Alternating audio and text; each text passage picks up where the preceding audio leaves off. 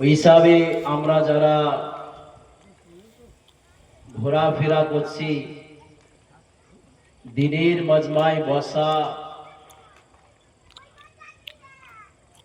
এবং এটা হলো রওজাতুম মির রিয়াজুল জান্নাহ। আল্লাহর রসূল বলেছেন এটা হলো জান্নাতের বাগান। ওই কারণে যারা বাইরে আছেন মজমায় চলে আসেন। আমন্ত্রিত হযরতরা তানারা একের পর এক আসবেন। আমি গুনাহগার, এই গ্রামেরই ছেলে। আউযু বিল্লাহি মিনাশ শাইতানির রাজীম। বিসমিল্লাহির রহমানির রহিম।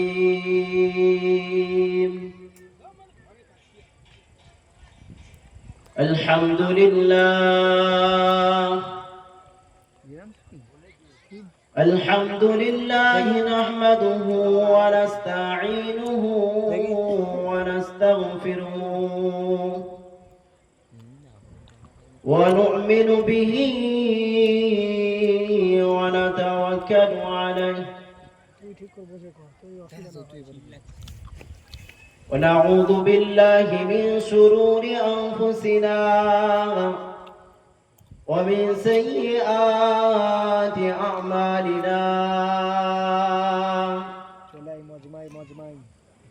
من يهده الله فلا مضل له ومن يضلله فلا هادي له ونشهد أن لا إله إلا الله وحده لا شريك له ونشهد أن سيدنا وحبيبنا ومولانا محمدا عبده ورسوله. أما بعد فيا أيها الهاجرون رحمنا ورحمكم الله.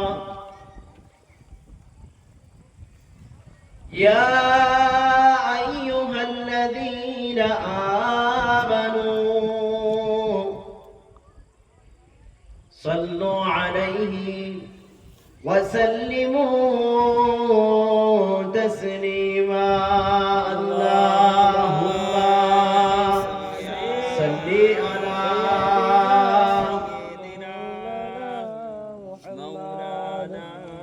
وعلى آل سيدنا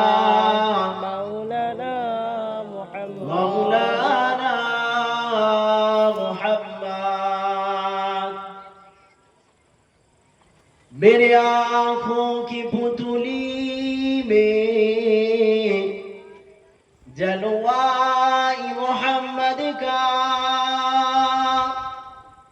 मेरे दिल के आईने में नक्शा है मोहम्मद का. कोई जन्नत में जाएगा, कोई दोज़ख में पहुंचेगा. मदीने की तरफ दोनों दीवाना मोहम्मद का. अल्लाहुम्मा सल्ली अला सय्यिदिना मौलाना मुहम्मद व अली सय्यिदिना मौलाना मुहम्मद. وقال الله تعالى في كلامه المجيد والفرقان الحميد: اهدنا الصراط المستقيم. وقال النبي সাল্লাল্লাহু আলাইহি ওয়াসাল্লাম লা ইউমিনু আহাদুকুম হাত্তা আকুনা আহাব্বা ইলাইহি মিন ওয়ালাদিহি ওয়া ওয়ালাদিহি ওয়ান নাসি আজমাইন। প্যারে হাজিরানে মজলিস, উপস্থিত আমার দিন দরদি, আমার শিরে তাজ, সমবয়স্ক, বয় কনিষ্ঠ, বয় জ্যেষ্ঠ, আমার মুরব্বিয়ান গণেরা, আমার সামনে বসে থাকা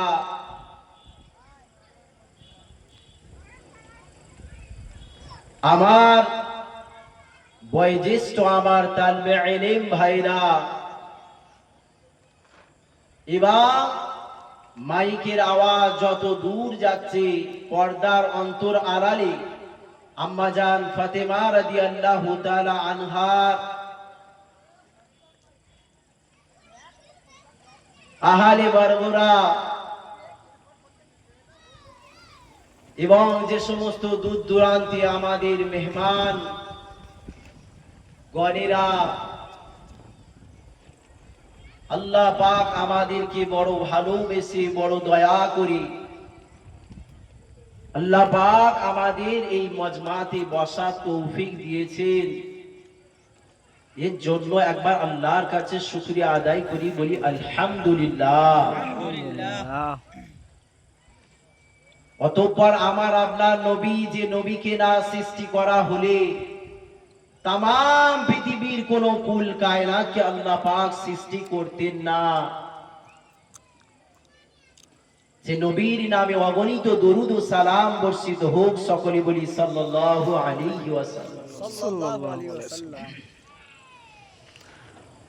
আল্লাহ পাক রব্বুল আলামিন কোরআন শরীফের মধ্যে আল্লাহ ছোট্টতম একটি সূরা দিলেন, সূরাতুল ফাতিহা। যে সূরার মধ্যে আল্লাহ পাক আল্লামা কাজী বাইজাবি রহমাতুল্লাহ আলাইহি তিনি বহুত বড় একটা লম্বা হাদিস এনেছেন, এবং রাবি হযরতে আবু হুরায়রা রাদিয়াল্লাহু তাআলা আনহু, রাবি হযরতে আবু হুরায়রা রাদিয়াল্লাহু তাআলা আনহু তিনি বর্ণনা করছেন, আল্লাহর রাসূল ইরশাদ করেন, ইদা ক্বালা আলহামদুলিল্লাহি রাব্বিল আলামিন, বান্দা নামাজের মধ্যে যখন আল্লাহকে বলে, আল্লাহ, যে আল্লাহ আমি তোমার প্রশংসা করলাম, তো আল্লাহ পাক বলেন, হামিদানি আবদি, আমার বান্দা আমার জন্য প্রশংসা করেছে। জোরে বলেন না সুবহানাল্লাহ। আবার বান্দা যখন আর রহমানির রহিম, সমস্ত রহমান রহিম হল একমাত্র আল্লাহ, যখন বান্দা বলে আসনা আলাইয়া ইয়া আবদি, আমার বান্দা সানা পড়েছে। জোরে বলেন না সুবহানাল্লাহ। আবার বান্দা যখন বলে মালিকি ইয়াউমিদ্দিন, যে কিয়ামতের দিনের মালিক আল্লাহ, আল্লাহ সুবহানাহু ওয়া তাআলা তখন বলে মাজ্জাদানি ইয়া আবদি, আমার বান্দা আমার বরত্বের কথা বলেছে। জোরে বলেন সুবহানাল্লাহ। যে আল্লাহ পাক বান্দা একের পর এক বলে যাচ্ছে। আল্লামা কাজী বাইজাবি রহমাতুল্লাহ আলাইহি বিশাল বড় এই হাদিসের লম্বা, এই কোরআনের আয়াতকে নিয়ে লম্বা হাদিস এনেছে, যার তরজমা এবং শানে নজুল বার হয়েছে। যে এবং আবার বান্দা যখন বলে ইয়্যাকা না'বুদু ওয়া ইয়্যাকা নাস্তাঈন, ইয়া আল্লাহ আমরা তোমার ইবাদত করি এবং তোমার কাছে সাহায্য চায়। বান্দা আল্লাহর কাছে যখন বলে যে আল্লাহ আপনারই ইবাদত করি, আবার আপনার কাছে সাহায্য চায়, আল্লাহ বলার এইটা বলার পরে বান্দা যখন বলে, তখন আল্লাহ পাক বলে বাইনি ও বাইনা আবদি, আল্লাহ আর বান্দার কাছাকাছি হয়ে যায়। জোরে বলুন সুবহানাল্লাহ। এবং আল্লাহ পাক বলে হাদা কামা সালা, বান্দা তুমি কি চাও আমার কাছে, কি চাও? তো তখন বলে যে আল্লাহ আপনার কাছে আমরা ইবাদত করি, আপনার কাছে আবার আমরা সাহায্য চাই। আমরা এই সূরাটা, এই আয়াতটা কম বেশি আমরা নামাজের মধ্যে আল্লাহর কাছে আমরা বলি যে আল্লাহ আমরা তোমার ইবাদত করি, তোমার সাহায্য চাই। কম বেশি আমরা নামাজের মধ্যে বেশি বলে থাকি। আল্লাহ পাক বলে বান্দা কি সাহায্য চাও বলো। মুসলমান বলেন ছেলেরা, বাচ্চারা, নওজোয়ান, যুবকেরা, এ আমার নবীর বিবানারা, আল্লাহ রাব্বুল আলামিন বান্দা যখন বলে আয় আল্লাহ আমি আপনার কাছে সওয়াল করলাম, বান্দা তুমি কি চাও? আল্লাহ রাব্বুল আলামিন বারবার বলার পরে আল্লাহ রাব্বুল আলামিনের বান্দা বলে ইহদিনাস সিরাতাল মুস্তাকিম। ও রাব্বুল আলামিন আল্লাহ তোমার কাছে কিছুই চাই না, শুধুমাত্র তোমার কাছে চাই আমাদের সরল সঠিক পথটা দেখা। জোরে বলবেন না সুবহানাল্লাহ। এটাই আল্লাহ বলেছেন বান্দা কি চাও? আল্লাহ তোমার কাছে ইহদিনাস সিরাতাল মুস্তাকিম, আল্লাহ তোমার কাছে আমরা সরল সঠিক পথ চাই এবং হিদায়াত চাই। যে হেদায়েত দুই প্রকার, হেদায়েত দুই প্রকার, হেদায়েত হলো দুই প্রকার। ইরাআতিত তরিক, একটা হলো রাস্তা দেখিয়ে দেওয়া। আমাদের গ্রামে জলসা হচ্ছে, কচুপুরে একজন ব্যক্তি বলছে, নতুন লোক এসে বলছে যে আমি খাপুর গ্রামে জলসায় যাব, একটু রাস্তা দেখিয়ে দেবে বাবা। উনি বলল যাও পশ্চিম দিকে যাবে, দেখবে বৈদ্য পাড়া বলে একটা গ্রাম আছে, পাড়া আছে খাপুর গ্রামে, ঐতিহাসিক একটা জলসা হচ্ছে, ওখানে যাও। এই যে ব্যক্তিটা রাস্তা দেখিয়ে দিল, শেষ পর্যন্ত দেখিয়ে দিল, কথা বলে না, শেষ পর্যন্ত দেখিয়ে দিল রাস্তা, শেষ পর্যন্ত দেখিয়ে দিল না। এক নাম্বার তো আল্লাহ পাক রব্বুল আলামিন যুগে যুগে যত নবী আলাইহিস সালামকে পাঠিয়েছে, তানারা জান্নাতের রাস্তা দেখিয়েছিলেন।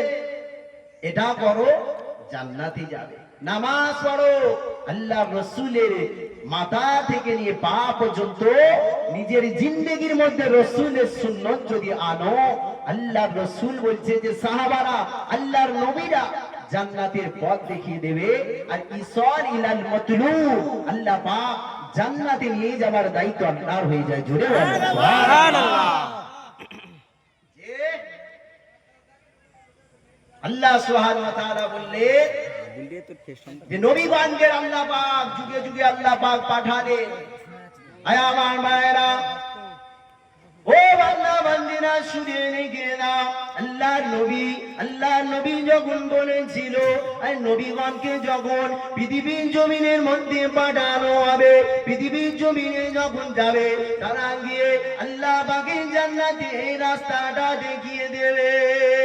আল্লাহ নবীরা তারা এসে জান্নাতের কথা বলে, জান্নাতের কথাবার্তা বলে, নামাজের দাওয়াত দিতে থাকে, তারা হক কথা কথা বলতে থাকে সেই সমস্ত নবীগণেরা আল্লাহ যুগে যুগে আল্লাহ অগণিত নবীদেরকে পাঠিয়ে আমার মায়েরা শুনে রেখে দাও আল্লাহর অগণিত নবীরা এসে জান্নাতের পথ দেখিয়ে দিল আর নবীদের বলল এই নবী তোমরা কিন্তু জান্নাত পর্যন্ত পৌঁছাতে পারবে না আমি আল্লাহ রব্বুল আলামিন তোমরা জান্নাতের পথ দেখিয়ে দেবে আমি আল্লাহ তাদেরকে জান্নাত দেব সুবহানাল্লাহ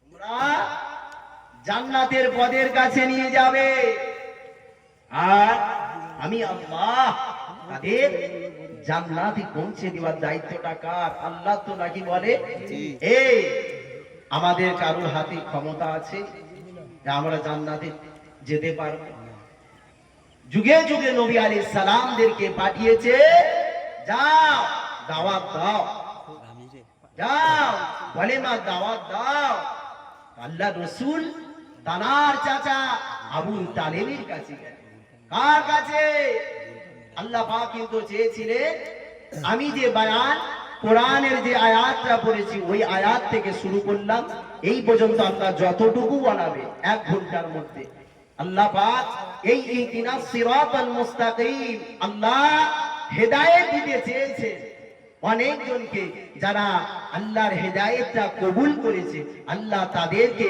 আল্লাহ দ্বীনের জন্য চমকে দিয়েছে জোরে বলো সুবহানাল্লাহ যে আবু তালেবের কাছে আল্লাহর নবী দ্বীনের দাওয়াত দিয়েছে চাচাজি আপনি ঈমানের কলেমাটা পড়ে নেন চাচা ঈমানের কলেমাটা পড়ে নেন আল্লাহ নবী আবু তালেবকে যখন আল্লাহ রাসূল দাওয়াত দিলেন আল্লাহ নবী দাওয়াত দিতার পরে আবু তালেব এদিক সেদিক করে তাকাতে লাগলেন দেখলেন ওদিকে উতবা সাইবা আবু জেহেল মুগিরা এদিকে সকল সব বসে আছে